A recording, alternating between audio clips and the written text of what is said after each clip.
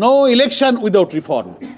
আমাদের পরিপূর্ণভাবে অন্তত নির্বাচনী প্রক্রিয়ার সঙ্গে যে সমস্ত অর্গান এবং বিভাগগুলো রাষ্ট্রের জড়িত সেগুলোকে সংস্কার করেই জাতীয় সংসদে নির্বাচন করতে হবে। তা না হলে এই নির্বাচন নিরপেক্ষ হবে না, অবাধ হবে না।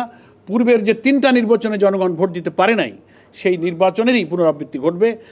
এদেশের জনগণ 2000 ছাত্র জনতার জীবন এবং প্রায় 30,000 ছাত্র জনতার যে আহত এবং রক্ত, এটা বৃথা যাবে। বাংলাদেশ জামাত ইসলামীর পক্ষ থেকে নির্বাচন কমিশনের সম্মানিত প্রধান নির্বাচন কমিশনার এবং কমিশনের সকল সদস্যের সঙ্গে সচিব সহ আমাদের একটা মত বিনিময় সভা নির্ধারিত সময়েই আমরা শুরু করতে পেরেছিলাম।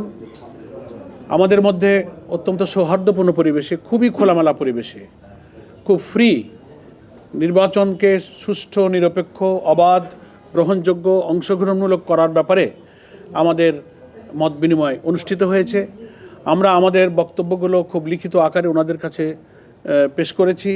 ওনারাও সে সম্পর্কে ওনাদের কিছু বিষয় শেয়ার করেছেন, মত বিনিময় করেছেন। আমাদের এখানে এই প্রতিনিধি দলে যারা সঙ্গী আছেন, আমাদের বাংলাদেশ জামাত ইসলামীর সহকারী সেক্রেটারি জেনারেল হামিদুর রহমান আজাদ, সাবেক এমপি, আমাদের নির্বাহী পরিষদের সদস্য মতিউর রহমান আকন্দ, পাবলিসিটি এবং মিডিয়া বিভাগের সেক্রেটারি, আমাদের কেন্দ্রীয় কর্মপরিষদ সদস্য অ্যাডভোকেট জসিমউদ্দিন সরকার, সুপ্রিম কোর্টের, এবং তিনি বাংলাদেশ লয়ার্স কাউন্সিলের প্রেসিডেন্ট, এবং আমাদের সঙ্গে আছেন অ্যাডভোকেট ইউসুফ আলী, যিনি ডেপুটি অ্যাটর্নি জেনারেল, তিনিও আমাদের কেন্দ্রীয় মজলিস শুরার সদস্য। আমরা খুবই আন্তরিকতা, সৌহার্দ্যপূর্ণ পরিবেশে, অ্যাডভোকেট কামাল উদ্দিন সাহেব আছেন, ঢাকা বারের সাবেক সিনিয়র ভাইস প্রেসিডেন্ট এবং মহানগরী জামাতের কর্মপরিষদেরও সদস্য। আমরা সকলেই কমিশনের সকল সদস্য এবং সচিব মহোদয়ের সঙ্গে খুব ফ্রাঙ্ক আলোচনা করেছি এবং ওনারা খুব সন্তুষ্টি প্রকাশ করেছেন যে আমরা খুব কনসুলেটেড একটা রিটার্ন প্রপোজাল আমরা পেশ করতে পেরেছি এবং ওনারা এখান থেকে অনেক উপকৃত হবেন। এবং কখনো কখনো কিছু বিষয়ে ওনারা প্রাসঙ্গিক মতামত দিয়েছেন। আলোচনা, ওনাদের সক্ষমতা, সীমাবদ্ধতা, সমস্যা, এগুলো নিয়ে আমরা আলোচনা করেছি। আমরা আলোচনায় আমরা 23টা পয়েন্টে ওনাদেরকে লিখিত প্রপোজাল পেশ করেছি। তো সব তো আর এখানে আপনাদের সামনে ব্রিফ করার, মেজরের মধ্যে আমরা পরিষ্কার বলেছি যে নো ইলেকশন উইদাউট রিফর্ম। আমাদের পরিপূর্ণভাবে অন্তত নির্বাচনী প্রক্রিয়ার সঙ্গে যে সমস্ত অর্গান এবং বিভাগগুলো রাষ্ট্রের জড়িত সেগুলোকে সংস্কার করেই জাতীয় সংসদে নির্বাচন করতে হবে। তা না হলে এই নির্বাচন নিরপেক্ষ হবে না, অবাধ হবে না। পূর্বের যে 3টা নির্বাচনে জনগণ ভোট দিতে পারে নাই সেই নির্বাচনেরই পুনরাবৃত্তি ঘটবে। এদেশের জনগণ 2000 ছাত্র জনতার জীবন এবং প্রায় 30,000 ছাত্র জনতার যে আহত এবং রক্ত, এটা বৃথা যাবে। এই জন্য আমরা এটা বলেছি যে সংস্কার সম্পূর্ণ করে নির্বাচন প্রক্রিয়া সুষ্ঠু করতে যেটুকু সংস্কার লাগে, আমরা হোল রাষ্ট্রের সংস্কার আমরা বলিনি। এখানে অনেকে ভুল বোঝার চেষ্টা করেন। এটা করতে গেলে ইট উইল টেক টাইম, এটা একটা নির্বাচিত সরকারের দায়িত্ব।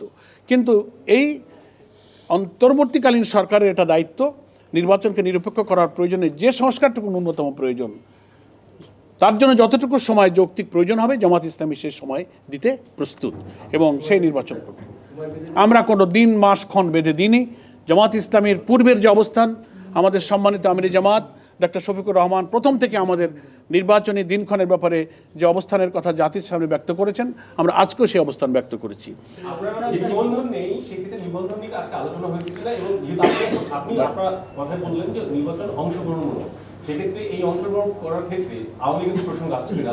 না, সে প্রসঙ্গ আমাদের আলোচনায় আসেনি, সেটা নির্বাচন কমিশনের ব্যাপার। আমরা আমাদের নিবন্ধনের বিষয়টা তো আদালতে পেন্ডিং আছে এবং আদালতে সেটা শুনানি চলছে। আমরা আশা করছি আমরা আদালতে ইনশাআল্লাহ ন্যায় বিচার পাবো। স্থানীয় সরকার নির্বাচনকে এই যে আমরা সংস্কারের কথা বলছি, নির্বাচনের যে যৌক্তিক সংস্কারের কথা শেষ করে তারপর জাতীয় নির্বাচন, এর আগে কি স্থানীয় সরকার নির্বাচনের বিষয়ে কমিশনকে কোনো নির্দেশনা? কমিশনকে আমরা তো পরামর্শ দিয়েছি যে জনগণের আকাঙ্ক্ষা, কিন্তু জনগণ চায় যে স্থানীয় সরকার কাঠামোকে সচল করতে, সক্রিয় করতে, স্থানীয় সরকারের এবং গ্রামীণ অবকাঠামোতে উন্নয়ন, আইন শৃঙ্খলা, জনদুর্ভোগ কমাতে জনগণের আকাঙ্ক্ষাই হচ্ছে স্থানীয় সরকার নির্বাচনটা আগে হোক। আমরা জনগণের এই আকাঙ্ক্ষার সাথে সমর্থন এবং সম্মান ব্যক্ত করেছি। হ্যাঁ, কোনটা? না, আমরা অনেকবার বলেছি এবং আমরা তো গত 25শে নভেম্বর সরকারের যে রিফর্ম কমিশন করা হয়েছিল, নির্বাচন ব্যবস্থার যে কমিশন একটা গঠন করেছিল সরকার, আমাদের কাছে লিখিতভাবে ওনারা আমাদের প্রপোজাল চেয়েছিলেন। জামাত ইসলামীর পক্ষ থেকে 25শে নভেম্বর রিটেন আমাদের একটা প্রপোজাল আমরা সেই রিফর্ম কমিশনের কাছে জমা দিয়েছিলাম। তার থেকে কিছু কিছু বিষয় আজকে আমরা এখানে পেশ করেছি। মেইন বিষয়গুলো আমি একটু বলি। আমরা আমাদের আজকের প্রস্তাবনার মধ্যে বলেছি সেটা হচ্ছে প্রপোর্শনাল রিপ্রেজেন্টেশন, পিআর, আনুপাতিক প্রতিনিধিত্ব হারে যে নির্বাচনের ব্যবস্থা আধুনিক গণতান্ত্রিক বিশ্বে প্রায় 60টির অধিক দেশে এটা প্রচলিত আছে। নির্বাচনকে কালো টাকা এবং পেশি শক্তি থেকে মুক্ত করে ফ্রি ফেয়ার একটা ইলেকশন এবং পার্লামেন্টকে যদি দক্ষ পার্লামেন্টারদের দ্বারা, আইন প্রণেতাদের দ্বারা পরিচালিত করতে হয়, তাহলে এই পদ্ধতিটাই বাংলাদেশের জন্য খুবই উপযোগী। এটা আমরা প্রপোজ করেছি।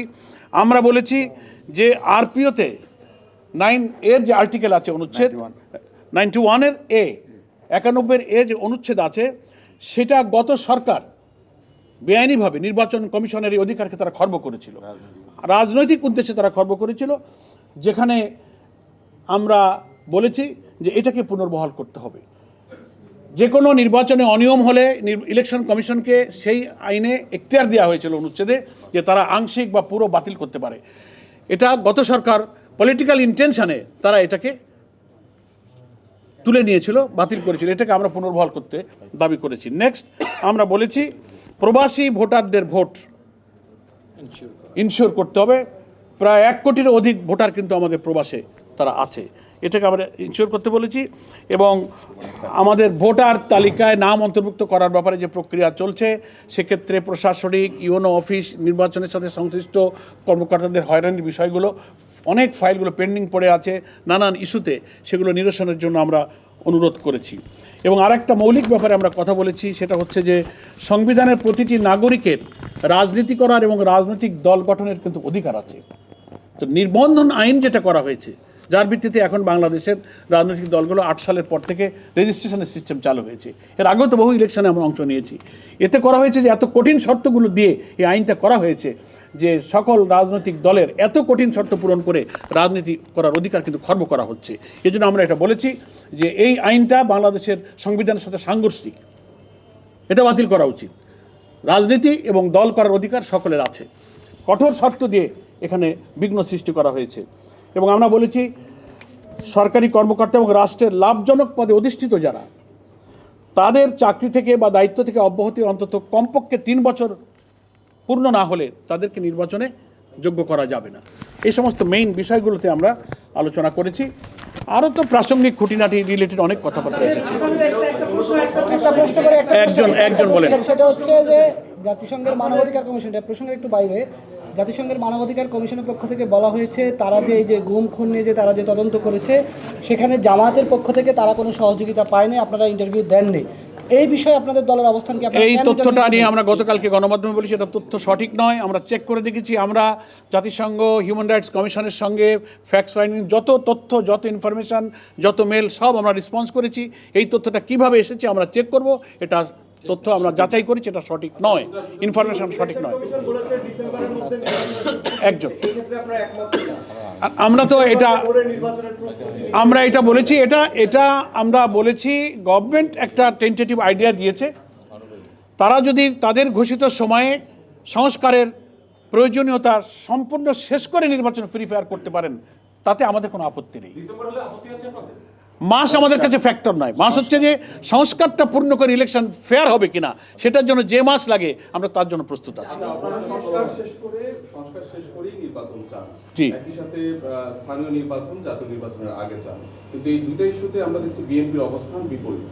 তাতে বিএনপির মতো রাজনৈতিক দলের সাথে যেহেতু আমরা একসাথে বিভিন্ন কর্মসূচি বিভিন্নভাবে কাজ করেছেন, যদিও এখন নির্বাচন মাঠে আপনাদের প্রতিদ্বন্দ্বিতা আছে, বিএনপির সাথে আপনাদের এইসব বিষয়ে বোঝাপড়া আছে কিনা, নাকি একবারে বিপরীত? একটা গণতান্ত্রিক দেশে নানান ইস্যুতে ভিন্ন মত তো থাকতেই পারে, এ ব্যাপারে আমাদের কোনো মন্তব্য নেই। আমাদের একটা মত দিয়েছি, তার সাথে আরেকটা দলের ভিন্ন মত থাকতে পারে। That is the beauty of democracy, এটা হতেই পারে। আচ্ছা, আমি একটু জিজ্ঞেস করি যে সংখ্যানুপাতিক যে বিষয়টা এসেছেন, এটা আমি জার্নালিস্ট হিসেবে বলছি না, মানুষের পার্সপেক্টিভ হিসেবে বলছি। বলতে চাই 300 আসনে আমাদের যে প্রার্থী দেওয়ার একটা সক্ষমতা নেই, নির্দিষ্ট আসনগুলোতে আপনাদের হলো গিয়ে জনপ্রিয়তা এর পরিপ্রেক্ষিতে যাতে যদি 300 আসন এককভাবে ভোট হয় দল ভিত্তিক, সেক্ষেত্রে আসন পাওয়ার সম্ভাবনা খুবই ক্ষীণ। একটা সেই ক্ষেত্রে নাকি আপনার এই সংখ্যানুপাতে গুরুত্ব দিচ্ছেন? না, ওইটা আপনার মন্তব্য, আপনার একার মন্তব্যই তো জাতির মন্তব্য হবে না। পার্সপেক্টিভের কথা বলছি, তাদের অপিনিয়নটা বলছি। কোন মানুষের, সে মানুষ কারা? মানে আপনি একা বললেও তো সব মানুষ হয়ে যাবে না। অ্যানাদার কোশ্চেন, 300 আসনে নির্বাচন করার সক্ষমতা জামাত ইসলামের আছে। আমরা 300 আসনে প্রার্থী আমরা প্রস্তুত করে ফেলেছি। প্রাথমিক বাছাই প্রক্রিয়া চলছে, অফিসিয়ালি সেন্ট্রাল ডিক্লারেশন হয়নি, তবে লোকালি বিভিন্ন জায়গায় বাছাই প্রক্রিয়া হচ্ছে, সে খবরগুলো গণমাধ্যমে আসছে, আপনারা এটা দেখতে পাচ্ছেন। এবং এটা আজকের সঙ্গে প্রাসঙ্গিক নয় যে বাস। তো আমার মনে হয় যে আপনাদের নির্বাচন কমিশনকে আপনাদের কোনো বলেছে যে আমরা সংস্কার করে করব নির্বাচন দিব? ওনারা তাদের সাথে সরকারের, রাষ্ট্রের বোঝাপড়ার ব্যাপার, রাষ্ট্র এবং সরকার এই সংস্কারের দায়িত্বগুলো পালন করবেন, তারপরে নির্বাচন কমিশন তার দায়িত্ব পালন করবে। কোনো আশ্বাস দিয়েছে? না, আর কোনো আলোচনা হয়নি। আমরা 2 ঘন্টা 10টা থেকে 12টা পর্যন্ত লং টাইম খুবই খোলামেলা ধৈর্যের সাথে আলোচনা আমরা উভয়ই করেছি। আমরা নির্বাচন কমিশনকে ধন্যবাদ জানিয়েছি। আপনারা যারা সাংবাদিক বন্ধুগণ দীর্ঘ সময় আপনারাও কিন্তু অপেক্ষা করেছেন, সে কারণে we are very much grateful to you. আপনাদেরকেও আমরা ধন্যবাদ জানাচ্ছি। এবং আমরা কেবল নির্বাচন কমিশনের সাথে সম্পর্ক, সংযোগ, দায়িত্ব নেওয়ার পরে প্রথম আলোচনা শুরু হলো। একটা কন্টিনিউয়াস প্রসেস, এটা এখন চলবে। আমাদের সঙ্গে যারা আছেন নির্বাচন কমিশনের সঙ্গে, সংগঠন থেকে দায়িত্বপ্রাপ্ত নেতৃবৃন্দ, তারা এটা যোগাযোগ অব্যাহত রাখেন ইনশাআল্লাহ। জি, নো, এটা আমাদের আগেই সাংগঠনিক সিদ্ধান্ত। আমরা ইলেকশন করব, নির্বাচনে আইন, নির্বাচন কমিশনের দায়িত্ব নিয়ে আমাদের পক্ষ থেকে আগেই সিদ্ধান্ত যে আমরা রুটিন ওয়ার্ক, আমরা এর পূর্ব নির্বাচন টাইমে ইলেকশনে আমরা সেভারেল টাইমস এসেছি, এটা আমাদের দায়িত্ব।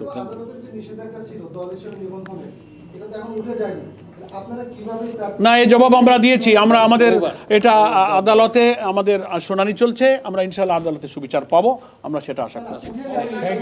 না, নিষেধাজ্ঞাই তো দেয় না, এই কথাটা তো ঠিক নয়। না, এটা নিষেধাজ্ঞা নয়, এটা কোনো নিষেধাজ্ঞা নয়। প্লিজ, আপিল মামলা চলছে, 2টো রায় হয়েছে, একজন পক্ষে দিয়েছেন, 2জন ভিন্ন দিয়েছেন, এটা নিয়েই আপিল। সুতরাং একা কোনো নিষেধাজ্ঞার বিষয় নয়।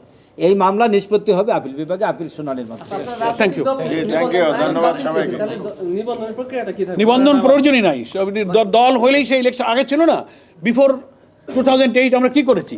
আমরা ইলেকশন, আমাদের তখন নিবন্ধন আইন ছিল না। আমরা তখন বড় বড় দল, বিএনপি, আওয়ামী লীগ, জামাত, আমরা ইলেকশন করিনি। আমরা 91-এ করেছি, 79-এ করেছি, 86, 88 বহু ইলেকশন আছে। তখন তো রেজিস্ট্রেশন আইন ছিল না। এগুলো করে মানে রাজনৈতিকভাবে দল করার, রাজনীতি করার অধিকারকে কিন্তু বিঘ্ন ঘটানো হয়েছে। এই জন্য আমাদের কনস্টিটিউশনের সাথে এই আইনটা কন্ট্রাডিক্টরি। প্রতীক আমাদের আছে, দাঁড়িপাল্লা, আমরা সুবিচার পাবো, সেই আইনেই এটা ফয়সালা হবে ইনশাআল্লাহ।